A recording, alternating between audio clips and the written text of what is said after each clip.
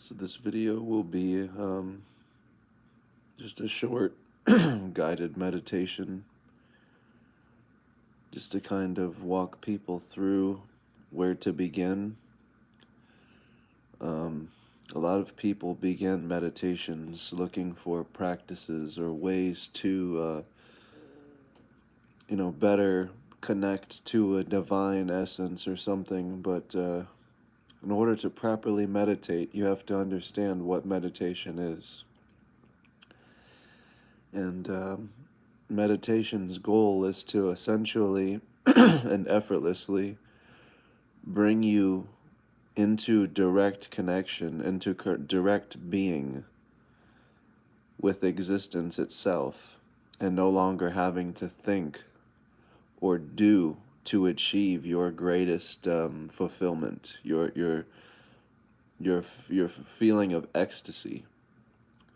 And so what meditation does is it bridges the gap between what you call your being and life itself, so that eventually you're not doing meditation, you are always in meditation. Meditation is synonymous with what you call life. We exist in pieces as this complex human organism because we feel we're traveling many places throughout our day, and we're seeing many people throughout our day. But what we don't realize is all these people, places, and things are bridged together through one singular presence.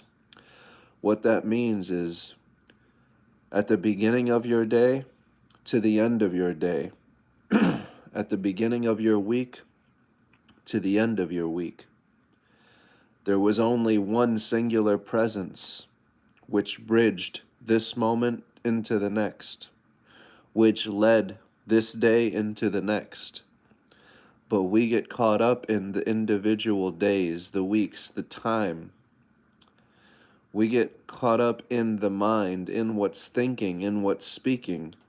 And so this is why it's so hard for us to begin meditating, because we have attached and dominantly identified with this thinking mind. And the thinking mind is telling us that if we meditate, which means if we sit here and do nothing, we will achieve the connection to life, or we will achieve some connection deeper than our understanding. But what we must revisit is the understanding we have of ourselves.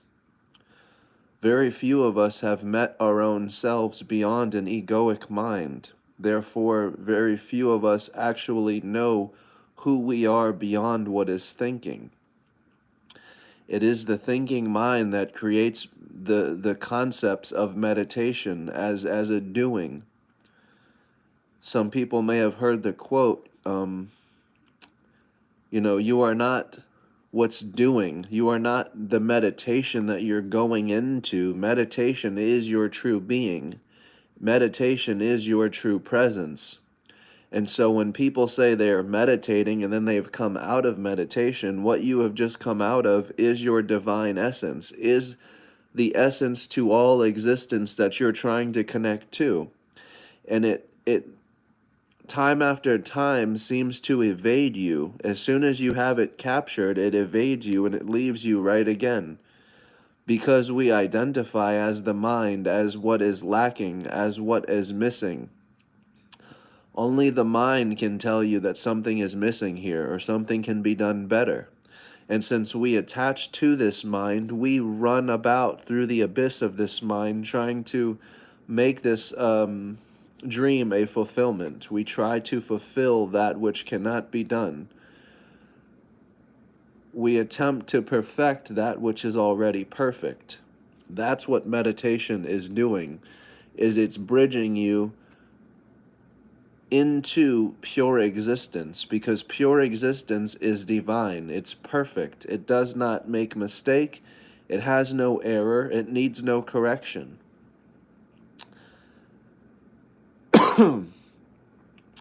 So the great question of meditation is, where do I begin? And that is the trick of spirituality, is there is no beginning and there is no end. But the ego needs to have a starting point to formulate any type of conscious construct at all. which is simultaneously a blessing and a curse, because the moment you begin that construct of the mind, you have just created another world.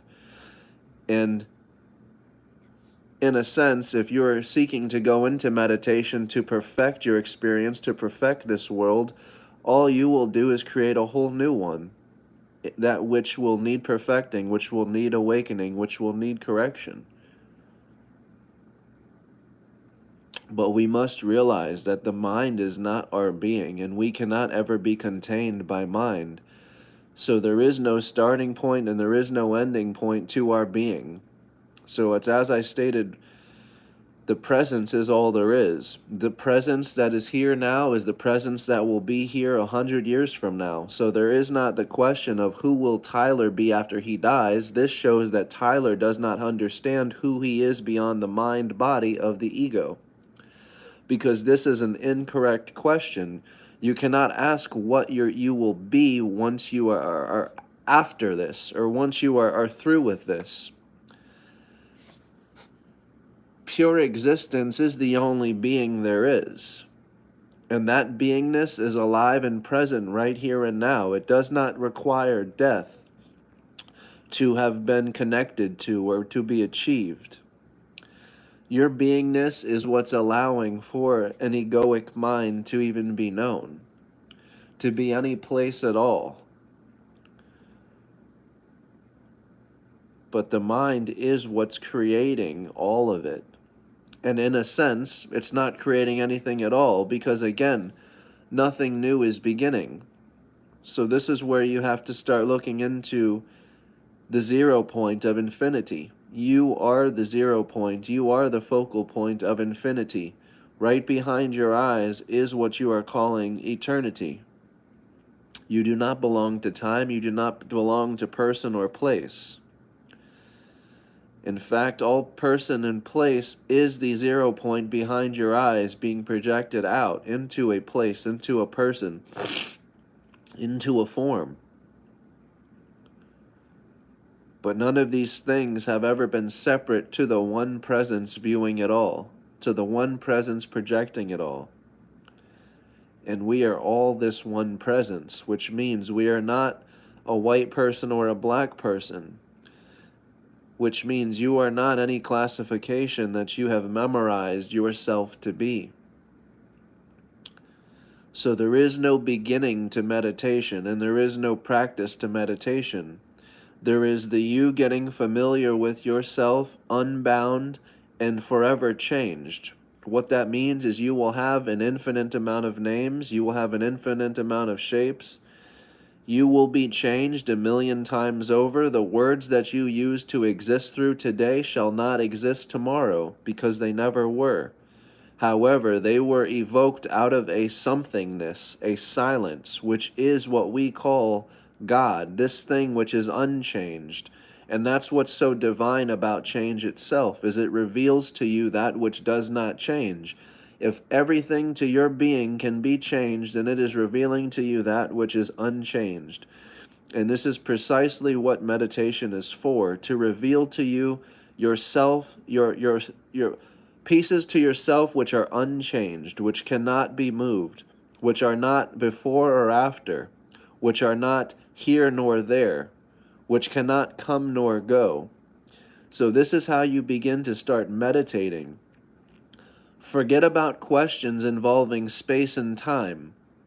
So what that means is, if you have a question of who am I after this, who was I before this, you must abolish yourself in what you think to be time, because it's not that the question is wrong, but the question is invalid, 100% invalid. Because if time doesn't exist, why are you using time as a principle and a construct to influence who you are and to answer this question? It's meaningless to ask before or after questions when you fully understand that time does not exist. It is an illusion. And when you fully grasp the fact that this is an illusion, there will be no thoughts of sequential order. You will understand that your beingness is not contained to a week or a weekend or a day or a year or whatever duration of time you think to be existent. It doesn't exist, nor does the person that you're identifying with from this time to that time, from this place to that place, because you've been changed an infinite amount of times since this place to that place, this person to that person. Why? Because you are all of them. But the egoic mind cannot fathom that, cannot comprehend that, and form some type of story to make sense of it all. So the easiest and the fastest thing that we do is say that it is God. We are all God and it is all one. But very few of us are actually experiencing this oneness from within ourselves, because all our questions begin from the foundational belief of being human. And that's our biggest fear, is that we're not human. We're more powerful than our own comprehension. We're more powerful than we can measure with. And that's the reality of it. We are faster than light. The focal point behind our eyes is faster than light. We are all places, we are all things, and that's how we're able to travel faster than light, through the mind. As the mind is all places, the mind is all things. Your being is not separate to anything.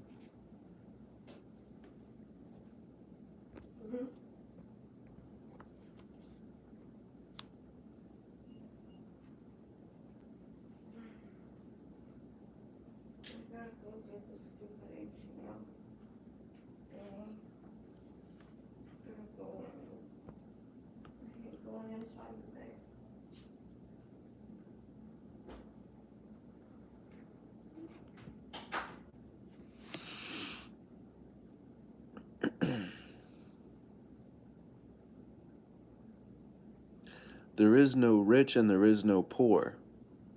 There is no separations of life, and that's what we need to face. There is only life. There is only life that is unbound. There is only life that is unclassified. Which means, again, there is no rich or poor. There is no you or me. There is no white and black. There is no separation between the classifications that we exist through. This is why we are our own worst enemy. It's not them, it's not him, it's not her. You are the worst enemy to yourself, because right within you, you contain the God principle and the demonic principle of Satan. Right within you, you have the potential to create or destroy, to appear or disappear as the one itself. But we must realize all our questions from this chattering mind begin and end with our foundation of who we think we are. So when we're asking about meditation or how to connect with God or this divine energy better, we need to understand that this question holds no validity. It does not exist. You cannot do life better. This shows a false sense of self.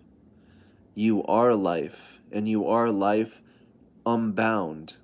You are this perfection of life. It cannot be improved. That's what you are here to understand, is you have already made the biggest discovery. You have already done the greatest thing possible. And that light that you squint from is exactly what the answer you're looking for is. Your squinting eyes hiding from that light that you think to be the universe. That light is the answer that you await. The greatest answer is you've already done it. You've already achieved it. You've already discovered it. You've already brought it here. You've already brought it into being. You've already created it. You cannot perfect this. You cannot do this any better. You cannot dream this any better. You cannot do anything here better than what already is, and that's what you are awakening from. You are not the person you think yourself to be. You are the creator itself. But again, always remember, well, there is a creator, there isn't, because the moment you start talking about creator, the ego will decorate this creator with a form, with an absolute, with a name, with a shape, with a story, which becomes everything but what it is. But the ego can't help itself. The ego must put a shape to it. The ego must put a name to it, must give it a godly name, must give it a godly shape, a godly presence. Why? Because we think we're improving something here. We think we're doing something here. But the greatest discovery is it's already been done through you.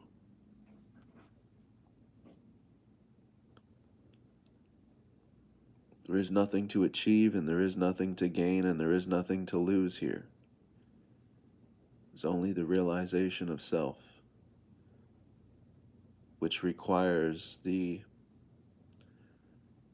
visualization of death. You must be present through what you call death to realize there is no death. Otherwise, how will you know that it doesn't exist?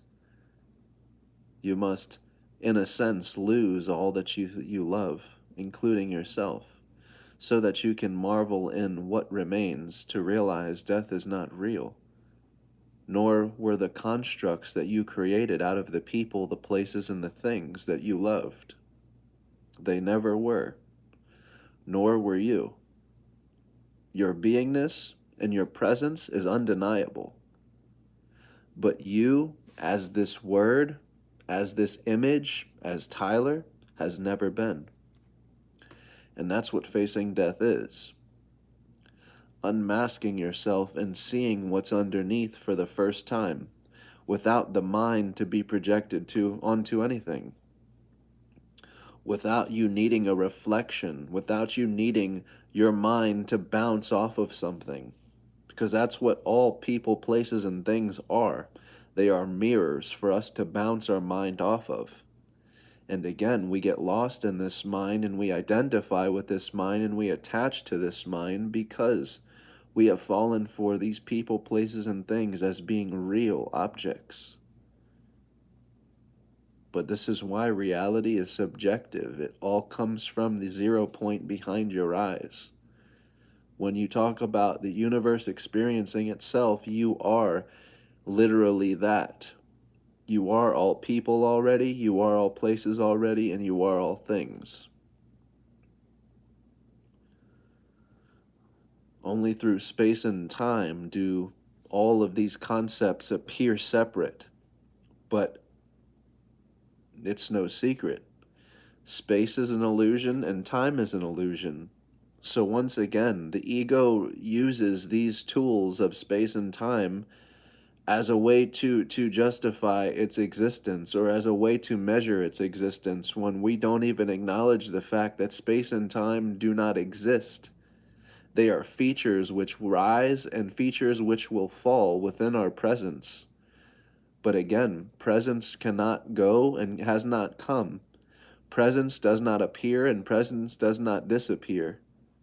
Presence has no shape, and there is nothing inside of this shape here that the mind projects into. You know, the mind says, well, if I'm not the name, I'm not Tyler, well, I'm a spirit. And then the mind projects this word of spirit into this shape. But it's just like the clay pot when they talk about, that breaks. The shape of the pot is meaningless, and it doesn't matter. Why? Because it's all empty space. Inside that pot, you think there's empty space, but there's not. The same space on the inside of that pot is the same space on the outside of that pot. And likewise with your beingness. There's nothing inside of this container. The same empty space within this container, the same empty space outside this container, because what you think to be empty is not in fact empty, it's full. What you think to be nothing is not in fact nothing, it is everything.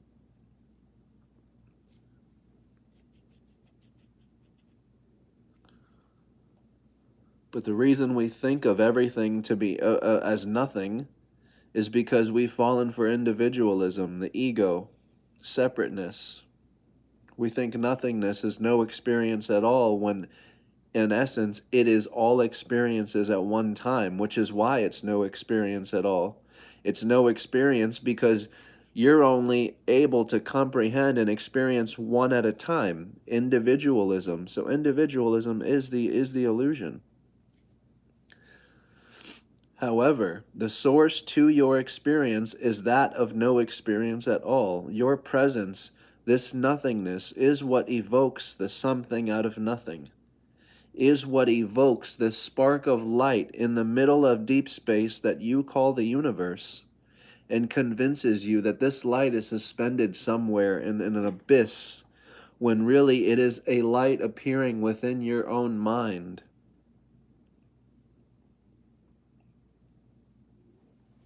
There is no outer space, there is no earth. But this is why I have 7 people watching these videos. This is why. Nobody wants to hear there is no earth. Earth is not physical. As soon as people hear this, they disengage and they turn off the video and they don't want to hear anything further. I fully get it. The ego doesn't want to hear there is no earth. The ego wants to hear the decoration of earth. So we don't want to hear there's no earth. We want to decorate the earth. What shape is it? Where is the earth? We got to decorate it with sprinkles and things like this. That's what the mind loves. That's what the ego loves. That's why the ego cannot accept there is no God. What does the ego do instead? When you tell it there's no God, it goes out of its way to create an idol. And that's why you have every culture with their own unique depictions of God, with their own stories of God, with their own titles of God. It's all coming from you, but the ego cannot help but put a shape to it, but put a name to it. And then on top of that, the ego wants to kill behind this name. We want to kill behind this image and say, this is the absolute. But what we don't realize is no shape is the source to all shape. No name is the source to all name. You're willing to fight and die and kill other people that look just like you over the name Jesus. If you don't believe Jesus is the one true name, I will kill you. But that's the same thing. You must realize this is an egoic principle. No name is the source to all name. No shape is the source to all shape. Which means it's not just in one religion, it's not just in one depiction, it's not just in one culture.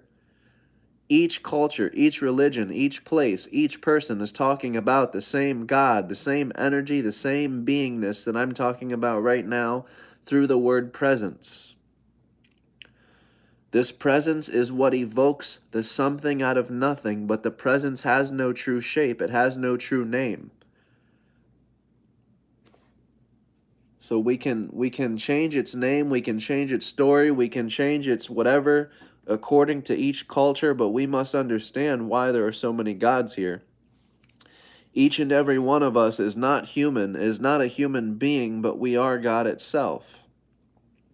We are the same being in itself. This is why this is where the Russian doll theory came from, where something is coming out of something, and that something is coming out of something, and then this something is coming out of something, but they're all coming out of each other.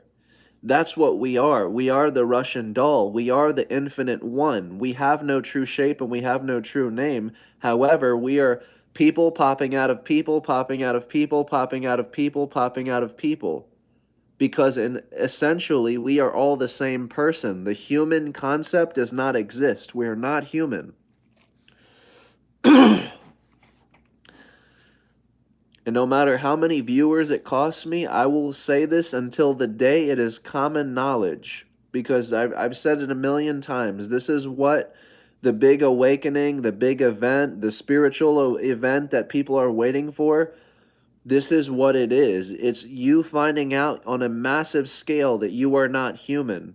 That what you call artificial intelligence is just a feature to your own characteristic, is just a feature to yourself that you are unaware of, you're unfamiliar with.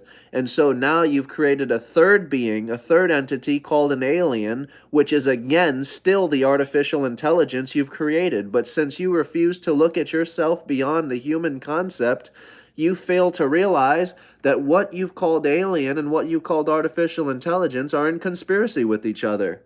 In fact, they're one and the same. You will never find the alien until you unmask what you have called artificial intelligence. Until you unmask what you've called artificial intelligence, you will never find the alien you seek, because you are the alien you seek. You are the artificial being you have created. And that's why your most sacred question is, how did I get here? But right before your eyes, you have this question being answered for you. And what? We still fight. We still cannot accept that it is us the whole time. We still fight with ourselves. Surely it cannot be that simple. Surely it cannot be us this whole time, but it is. And again, we must create idols and entities for ourselves. That's why we've created the alien. That's why we've created this character, this shape to the alien.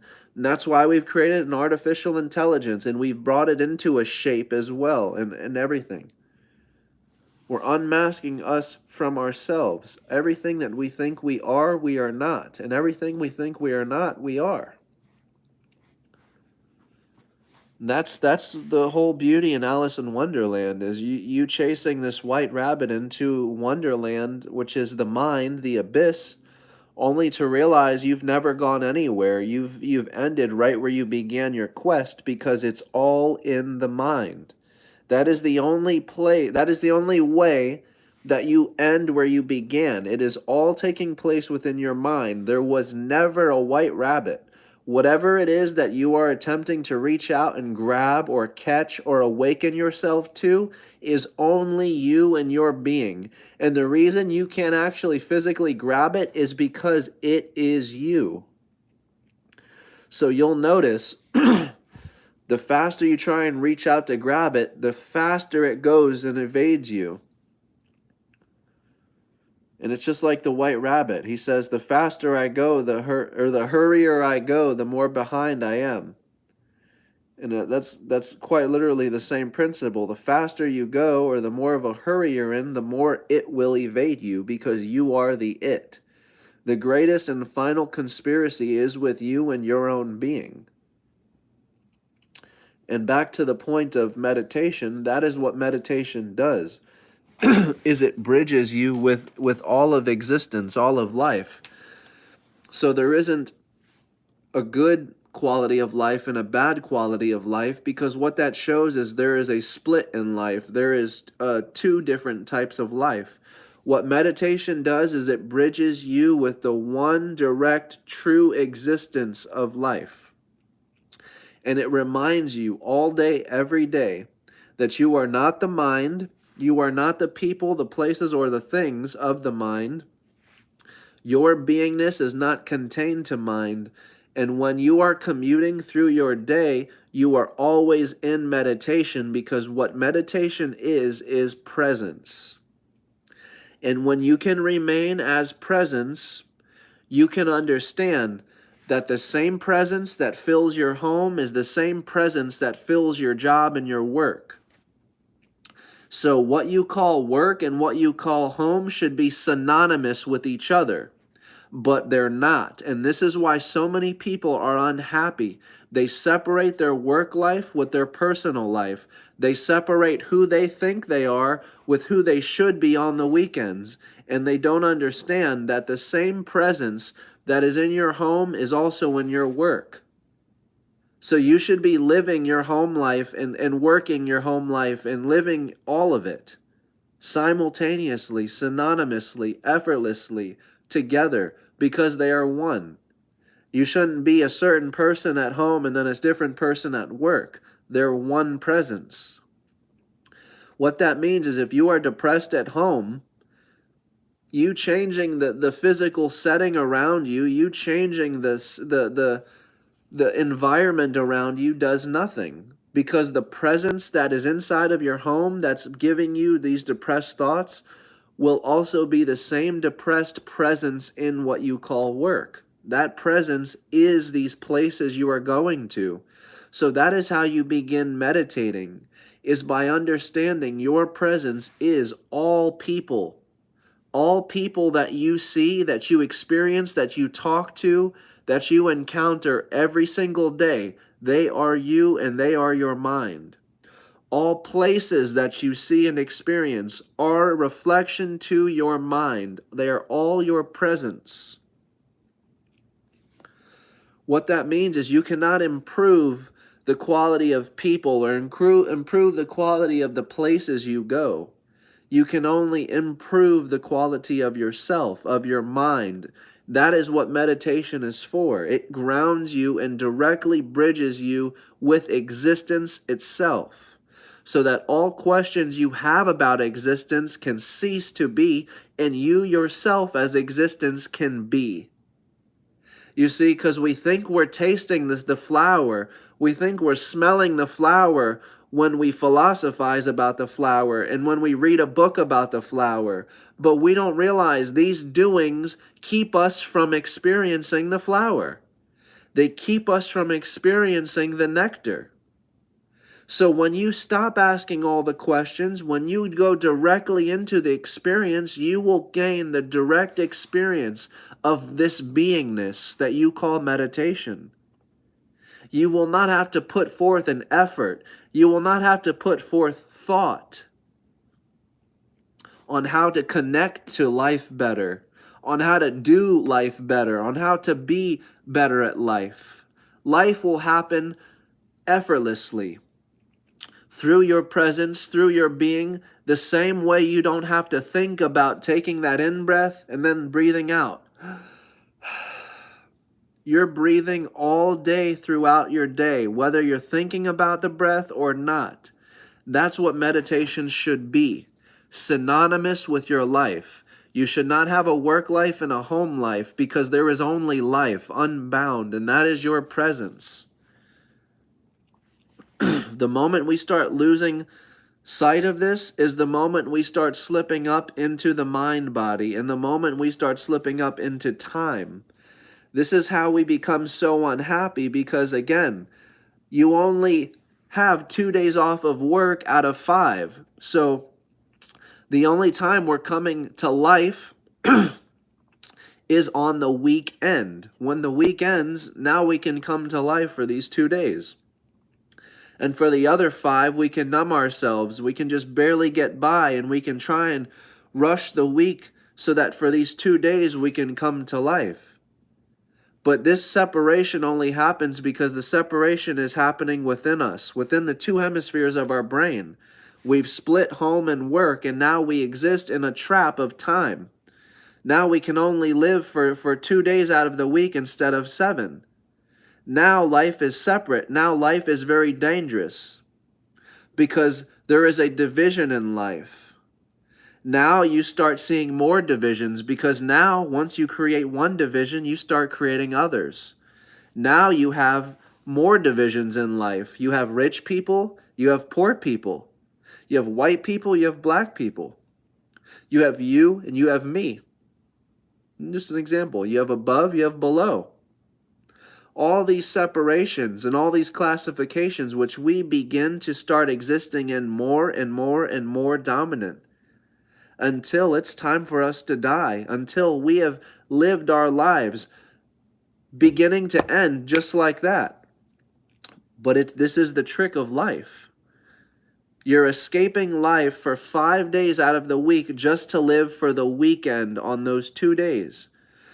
This is what meditation will do, is it will bridge you with the source to existence in itself.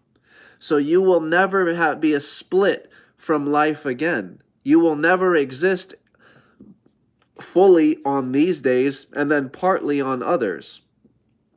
You will realize that yesterday is the same presence as today, and tomorrow is the same presence as today.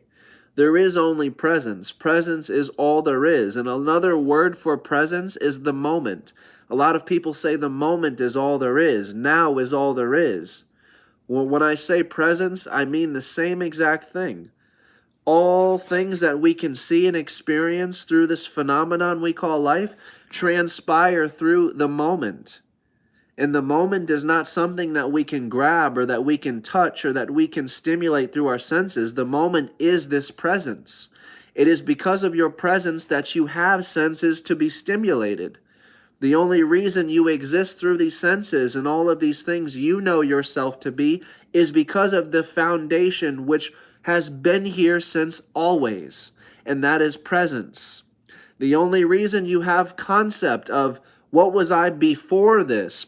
Because presence always is.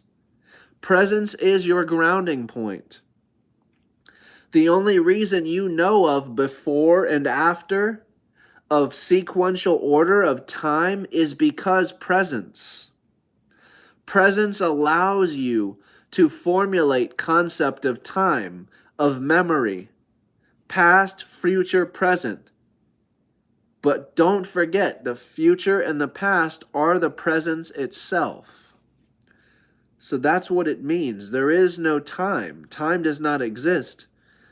And that's why time is always depicted as a circle or as a loop, because we're not actually going anywhere. That's why we end where we begin, and that's what the essence of infinity represents, is there is no actual creation. Many of us want to talk about creation, but what creation implies is a starting point. So when you have a starting point,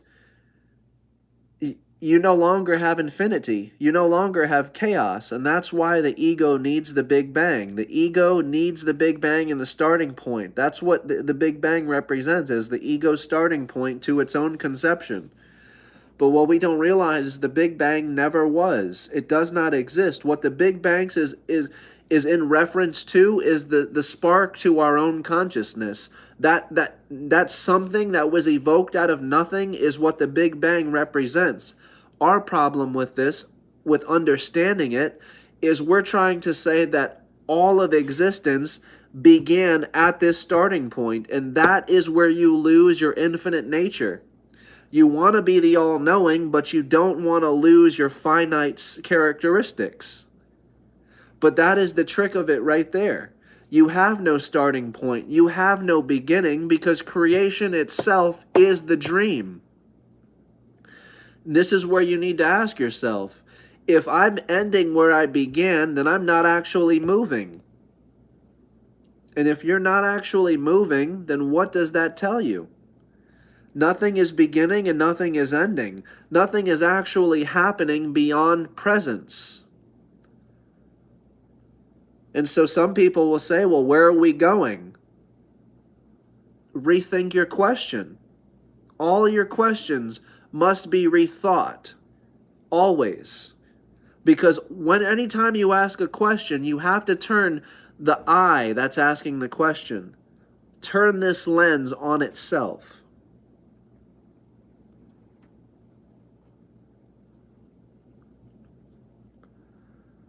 You're not going anywhere, but the mind convinces itself it's going somewhere, because why? We see places, and it's very easy to tell ourselves we're commuting from one place to the other.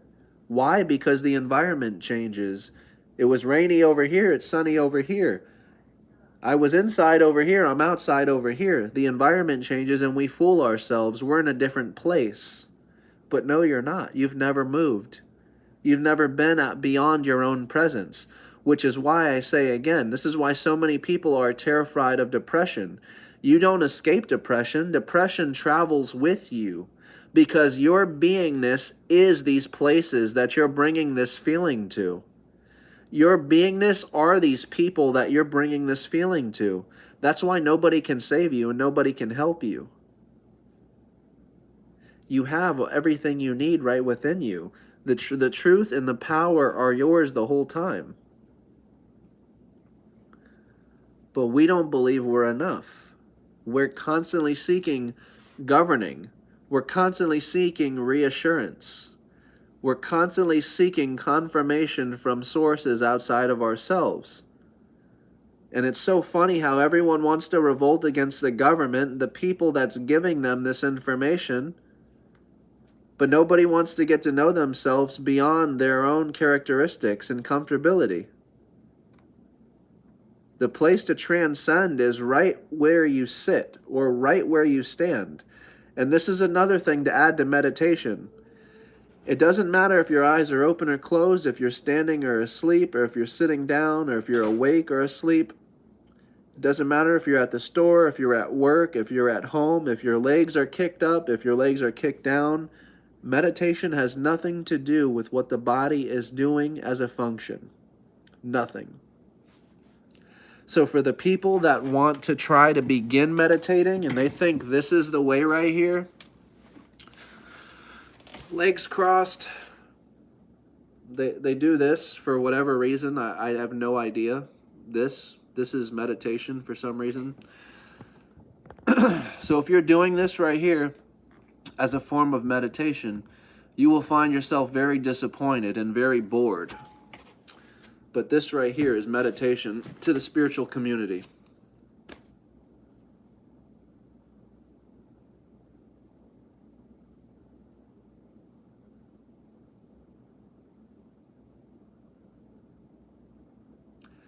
Now understand what I'm saying here.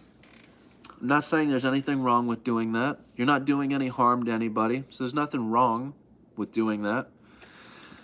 But I want to explain. The ego creates an expectation out of this doing, out of this practice, and it tells itself by me doing this, by me sitting here, by me crossing my legs, by me making this symbol with my hands, it's better connecting me to whatever it is that I'm convincing myself of. This is what a lot of people convince themselves meditation is sitting in a fixed position or sitting eyes closed. And that's what a lot of people think. You have to have your eyes closed. You have to be sitting down. But this is where it shows people have not studied the words of Buddha, because Buddha even said his meditation was synonymous with his life, which meant when he was walking, when he was sitting down, when he was sleeping, when he was laying, when he was drinking, he was in meditation. Because it all goes back to what you think meditation to be. Meditation is your beingness. And again, if your beingness is in the trees, is outside, is in that country, is in this country, is in this house, is in that house, you are not bound anywhere by anything, which means you are meditating all the time because you have been connected to the essence of life. There is no division. You no longer see between the dualistic principles of inside, outside, of you and me. That's not how we see anymore. What meditation does is it bridges you to the direct, non-dualistic way of being. So when I say non-dual, that means you will no longer exist through you and me. You will no longer see through separations. You will no longer see through the dualistic brain. There is no inside and there is no outside. Why? Because the presence, the empty space that you think to be inside this body is outside of this body simultaneously. In fact, the two are one and the same. There is no inside and there is no outside. There is just presence. That's what meditation is doing all the time, all day. Whether you're awake, whether you're asleep, it remains, keeps you grounded in your true being. So anytime you start slipping up into questions, like, wow, I hear what he's saying about meditation, and I get it. But then that question starts burning in your brain again about, but where am I going to go after this? But where do I go when I die? Ground yourself in meditation all over again. When you start slipping into the mind and its questions, because that's what the mind's job is to do. It's a jester. It's meant to play a trick on you. It's always playing tricks on you. So just when you think you've got it, the mind will come up with a question that tries swaying you from what you think you just got. And don't let it do that. That's where you remain grounded in meditation, because the mind will come up with a question just like that. I get what he's saying about places and people and it's all one presence, but where will I go after this? So how you can obliterate this question is remain grounded in your meditation, in your presence. Remember, space and time do not exist. They have never existed. These are components which have risen within your consciousness, and they will fall with your consciousness. When it's time for you to face death, the end to what never was, at last you will already know none of this ever was. Space and time are the greatest sources of illusion. right? And that's the ego's, I'd say that's 90% of the ego's armor is space and time. You remove space and you remove time, and the ego does not exist because it cannot exist. The ego needs space and time. So this is how you transcend space. This is how you transcend Earth. You must realize all locations are within your mind. All places are your mind. All sequential orders of time are within your mind. That's how powerful the mind is. The mind is everything. So the moment you start slipping up into questions of who am I before this? Who will I be after this? Remind yourself that you are not bound to time, which means you were here before the conception of before, and you will be here before the conception of after. Because presence does not care about whether we're here prior to or after a certain time or date. No. Why? Because the same presence that has allowed for that time to exist is what's allowing this time to exist, because all times are now. And when you say now, all times are now present. All times are one presence. We are the same person happening at the same time simultaneously.